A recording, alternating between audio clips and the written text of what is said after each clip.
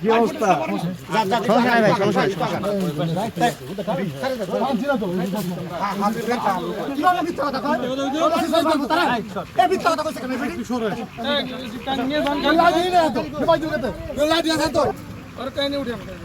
শুধু কই চুপচাপ থাকেন।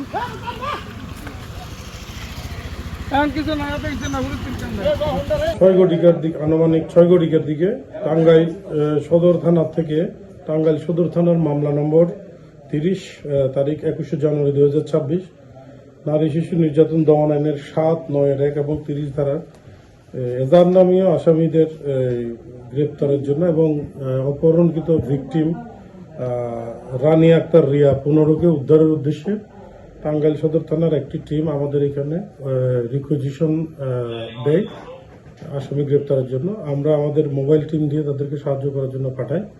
তো আসামিদের ঘরে যখন 2টা টিম রেড দেয় তখন ভিকটিমকে উদ্ধার করে এবং আসামি আদিলকে গ্রেপ্তার করে।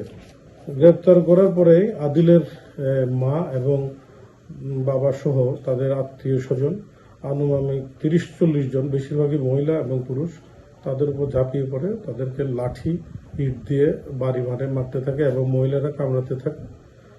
এতে আমার থানার একজন এসআই, 2 জন কনস্টেবল এবং ওই টাঙ্গাইল সদর থানার এক সাব ইন্সপেক্টর, এক এএসআই এবং একজন মহিলা কনস্টেবল এবং একজন পুরুষ কনস্টেবল তারা জখমপ্রাপ্ত হয়। তাদেরকে টাঙ্গাইল শ্রীপুর স্বাস্থ্য কমপ্লেক্স থেকে তাদের চিকিৎসা প্রদান করা হয়। পরবর্তীতে আমরা অভিযান চালিয়ে ভিকটিম রানী আক্তার রিয়াকে উদ্ধার করি এবং অপহরণকারী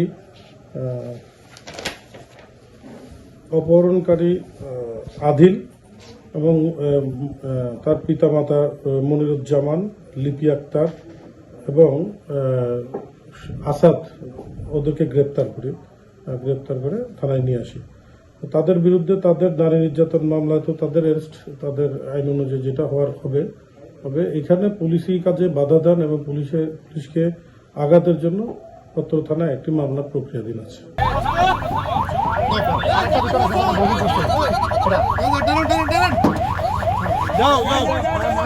ভেতরে কে বসছে? ভেতরে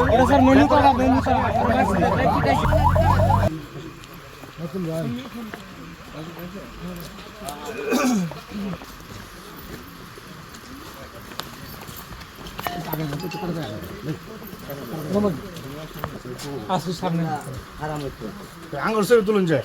হ্যাঁ আমাদের এদিকে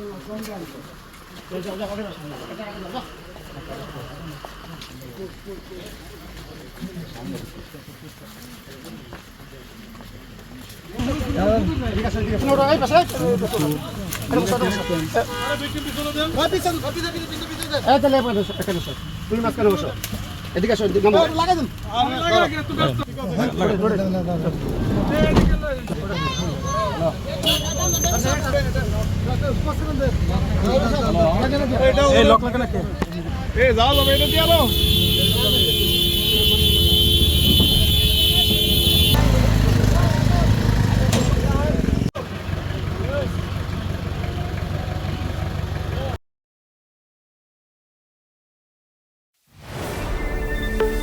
Thank you.